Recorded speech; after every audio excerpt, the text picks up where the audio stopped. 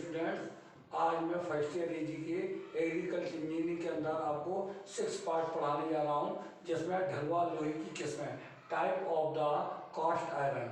इसमें सबसे पहले श्वेत ढलवा लोहा। इसमें कार्बन की मात्रा 2 से 4% तक होती है, जिसकी अधिकांश मात्रा संयुक्त कार्बन अर्थात पीयरलाइट के रूप में होती है। पिघले कच्चे लोहे को शीघ्रता से ठंडा करने पर श्वेत ढलवा लोहा बनता है। यह बहुत कठोर और भंगुर होता है और इस पर केवल अपघर्षण क्रिया ही की जा सकती है। दूसरा है धूसर ढलवा लोहा। इसमें कार्बन की मात्रा 3 से 4% तक होती है।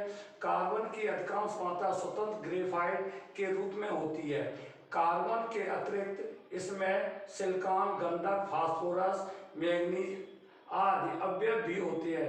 पिघले लोहे को प्राकृतिक हवा में ठंडा करने पर धूसर ढलवा लोहा बनता है। तीसरा है आघातवर्धक ढलवा लोहा। इसमें कार्बन की मात्रा श्वेत ढलवा लोहे से कम होती है और ग्रेफाइट के नॉड्यूल्स के रूप में होता है।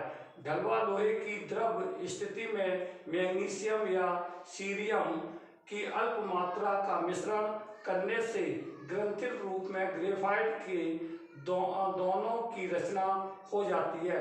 इसको बनाने के लिए पिघले तथा अनुप्रयुक्त लोहे को सांचों में डालकर ठंडा करने के बाद काली या सफेद भट्टी में लंबे समय तक गर्म करते हैं। यह लोहा विभिन्न यांत्रिक प्रतिक्रियाओं के गुण प्राप्त कर लेता है। इसके यांत्रिक गुण धूसर ढलवा लोहे की अपेक्षा उच्च होते हैं। इसकी तनन सामर्थ्य व आघात सामर्थ्य अधिक होती है। चौथा है तुच्छ शीतल ढलवा लोहा। ढलवा लोहे की शीघ्र ही ठंडा कर दिए जाने पर उसकी अधिकांश कार्बन की मात्रा मिश्रित दशा में रहती है और इस प्रकार की ढली वस्तु से कठोर और भंगुर होती हैं।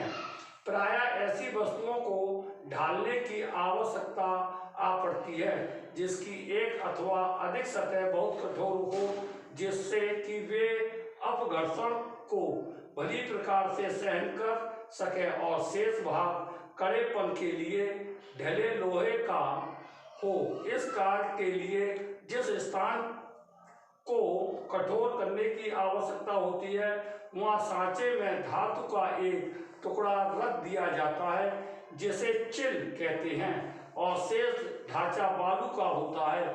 इस ढांचे में पिघले हुए लोहे को उड़ेल दिया जाता है। सांचे का जो भाग बालू का बना होता है और लोहे को धीरे धीरे ठंडा होने दिया जाता है। लेकिन जब पिघला लोहा चिल के संपर्क में आता है तो शीघ्र ठंडा हो जाता है। लोहा शीघ्र ठंडा होने के कारण उसमें रेशे लंबवत हो जाते हैं। यदि स्टूडेंट आपको ये मेरी इंजीनियरिंग का 6 पार्ट आपको पसंद आया हो तो आप इसको लाइक कीजिए, शेयर कीजिए, कमेंट्स कीजिए, सब्सक्राइब कीजिए। मैं इसके बाद आपको इसी पार्ट का अगला टॉपिक पढ़ाने जाऊंगा।